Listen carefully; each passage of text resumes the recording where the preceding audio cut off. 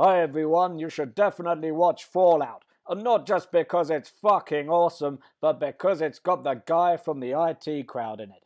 No, I'm not talking about that guy, and I'm certainly not talking about this guy. I'm talking about this handsome devil.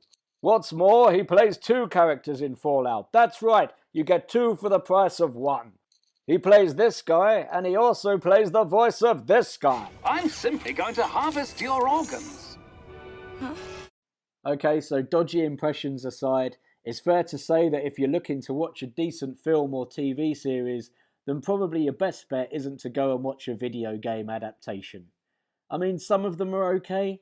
Well, kind of. Actually, scratch that. Nah, they're all pretty crap. Despite some eerily impressive visuals that looked similar to the game, even Ned Stark couldn't save Silent Hill.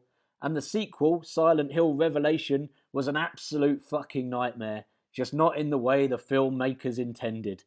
I mean, why does this film even exist? I'm probably in a minority here, but I couldn't even get on board the Last of Us hype train. The series started strongly, but I lost interest quickly.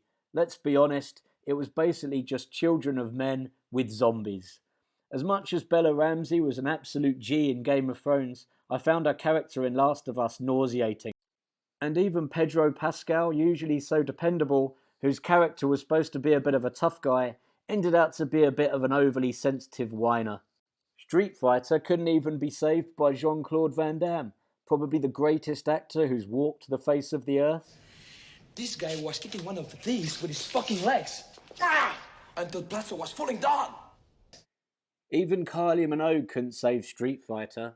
Holly Valance did her best in Dead on Arrival, but ultimately it just fell flat on its face. So I've got to be honest, I wasn't really expecting much from Amazon's Fallout, but I've got to say I really enjoyed it.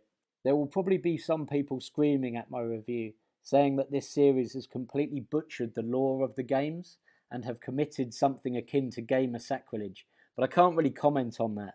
One thing I will say is that the series has definitely got me curious about playing some of the games. I thought the series was visually stunning, and the set creators did a brilliant job of creating this post-apocalyptic world. It's like watching Mad Max while on LSD. The series starts in the 1950s, and America is in the icy grip of a Cold War. Cooper Howard has fallen on hard times, and is reduced to working as a children's entertainer at birthday parties. His little girl is worried about the prospect of nuclear war. He does his best to reassure her, but the bomb drops. A mushroom cloud tears through the sky. Nuclear war and the apocalypse is here. Cooper picks up his daughter, they both jump on his horse, and they try to outride certain death, in a gesture that seems desperate and heartbreakingly futile. It's a perfect opening scene, and really sets the tone for what is to come later. We then scoot forward 200 years. Those who are rich and powerful enough have escaped the nuclear fallout by hiding out in vaults. This is where we meet Lucy. She's smiley, quirky and innocent, trapped in a time warp. She's essentially spent her whole life preparing to be the perfect 1950s housewife. There's only one problem. She hasn't got a husband. Her only wish is to settle down and marry someone who isn't related to her by blood. She gets her wish, but this is most definitely a case of be careful what you wish for. A wedding is hastily arranged with a viable mate from a neighbouring vault, but everything is not what it seems, and this is when the shit really hits the fan. Her new husband turns out to be a member of a raiding party from the surface. An all-out massacre ensues with lots of bloody and gruesome violence. Lucy's father is kidnapped, and she decides she is going to venture up to the surface in order to rescue him. We then follow Lucy's journey as she embarks on a perilous mission through a radioactive wasteland, as she encounters numerous hardships, including killer cockroaches, terrifying sea monsters who eat you whole, and clinically depressed accountant types. The show's creators have really nailed the comic book, gamer feel to this movie. They've really captured the environment. I love the storytelling of Fallout. We have three main characters with different stories and backgrounds that converge and cross paths at various parts of the story as they all endeavour to recover the most valuable severed head in existence. Aaron Moten plays Maximus, who is a squire in the Brotherhood.